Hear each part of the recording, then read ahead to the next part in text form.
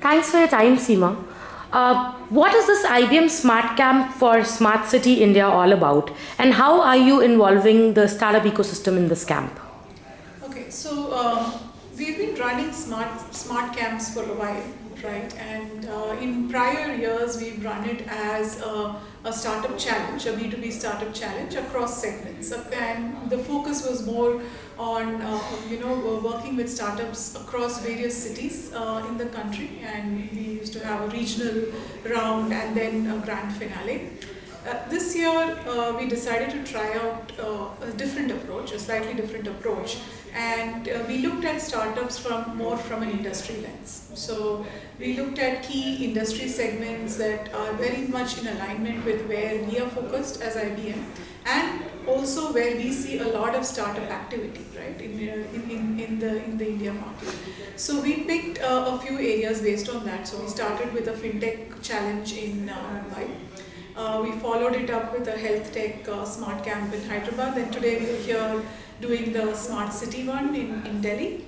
And the last one, which we will do in Bangalore, would be the sort of like a grand finale in itself, because there we're going to focus on deep tech startups, more focused on IoT, analytics, cognitive, artificial intelligence, those kind of areas.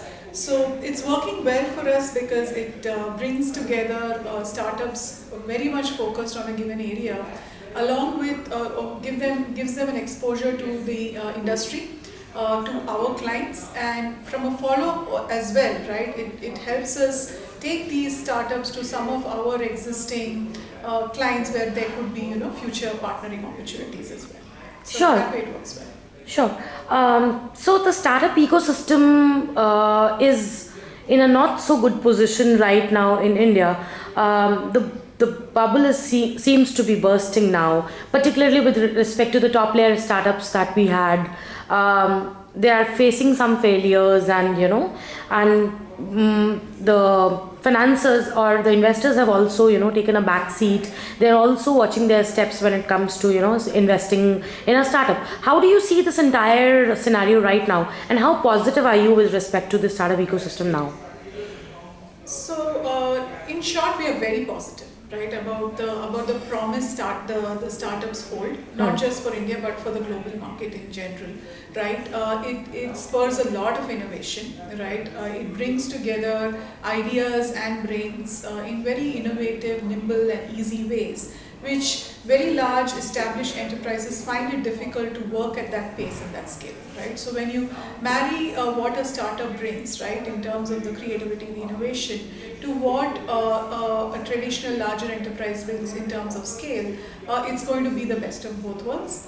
And the quantity is always good. When you have like hundreds, you'll have 10 out of them that are really good, right? And in the startup world, I don't think failure is a bad word. It's you learn from your mistakes and you continuously reinvent. So I think I don't think it's a bubble. It's just getting started. Sure. You've been dealing with a lot of startups, in as a part of this tour and otherwise as well. Where do you think Indian startups are going wrong with respect to, from the time they conceptualize an idea and towards the execution? So many a times, mostly if you're very tech-based startup, right? There is the feeling that you can, pretty much uncover the problem and solve it 100% on your own, right? And while that is a great thing, and we have a lot of technical talent in the country, and I happen to also work with developers across, not just startups, in other organizations as well, and it does bring in that talent there. But the way the technology trends are moving, there is a lot of merit in using existing APIs, existing solutions out there, and focusing on the core problem you're trying to solve, right? So there's some learning there for a lot of our startups who tend to spend perhaps a little bit more time in getting too deep into doing it all by yourself, right? And that's one thing that I think I would call out. Secondly, in terms of from a go-to-market perspective, right, depending on what is your market segment, whether it is a B2C or a B2B kind of thing, that depending on where you are can be challenging, right? And that's where startups need to look at partnerships from a B2B perspective, look at being active in industry forums, active in the investor forums and so on and so forth, and use that help to take them forward. Sure. You just mentioned that you're also looking after the developer network for IBM. What are really the developer related initiatives that you're taking at IBM, and how are you involving the developers community in India? Okay, so the developer is right now the most important person for us, right? So they are not just users, right, of our technology. They are very, very critical influencers.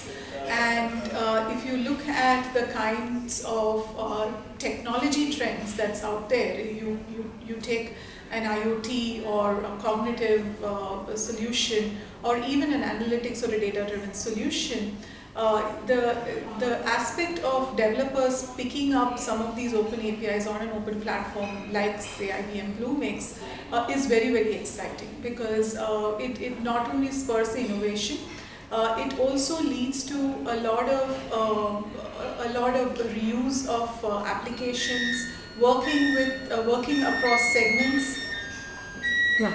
and thereby helping developers actually not just learn and adopt, but also partner in the overall ecosystem. So the work we are doing with developers is exciting in multiple fronts. So we look at the developer across segments, right? So we work with student developers, could be in schools and colleges.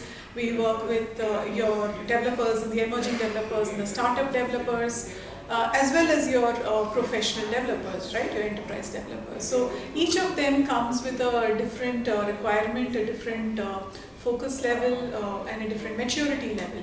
And we are looking at addressing their requirements, engaging with them effectively, ensuring that they look at IBM as a preferred platform of choice, right?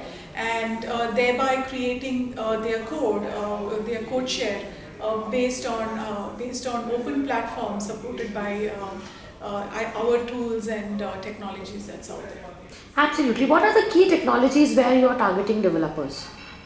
So at a core level, we have an open platform, which is IBM Bluemix, right? Which is an open DevOps platform where developers can come in and build their applications, and which is of course on the cloud, right? And it takes away the pain for a developer to go ahead, look for software, look for hardware, and then get started. So they just focus on the problem that they're trying to solve.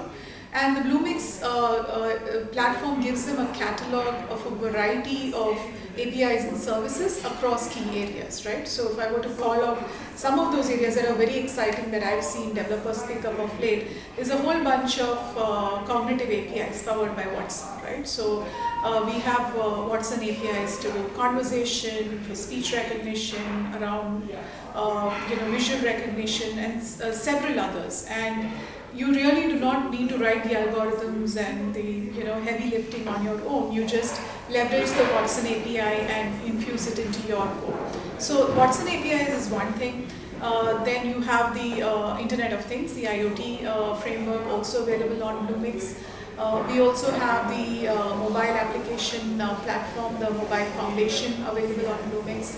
And more recently, we just concluded a very exciting session on blockchain, right? So there are some early APIs on blockchain that we see a lot of developers, not just in financial industry, across various segments, picking up and doing some innovative things with that. Sure. How do you see automation affecting the development processes for developers? So automation affecting the development process. I think it is affecting it in a very positive manner, because I started off as a programmer myself, right? And in those days, you literally had to start from a VI editor and build everything yourself, right from each and every detail. Today, a lot of that repetitive work is removed, right? So you don't have to focus on doing the same thing again and again. A lot of the tools takes off that repetitiveness, and then you focus on your IP and your innovation and thereby it enhances productivity. So you do more in the time that you have. Sure. You just mentioned that when you started, you were a programmer. How many years have you been in the industry for, and how has it been a journey, particularly for a woman technologist? Okay, so it's been, I really have to calculate now, it's been around 18 years in the industry, 13 years in IBM, right? And it's been literally a journey of sorts. So I started as a very hardcore programmer. I've been in the technology space throughout, right? I would never say I've moved away from technology, but the kind of roles I've performed have been different. So I moved from being a programmer to a product architect to a IT specialist to being a product manager, and several then business development, partner management kind of roles. It's been very rewarding, I think, and if you put in a woman gender aspect to it, I personally have not felt a big impediment just because of my gender, and maybe that's just me. But it's been exciting to be in a company that rewards technical talent, that gives you a lot of options to grow in the areas that interest you, right? So at the end of the day, for me, I should enjoy what I'm doing, and it needs to challenge me enough that I still have some more to achieve, or some more path to cross. So that's what's kept me going, I guess. Sure. Thanks for your time, Seema. Thank you.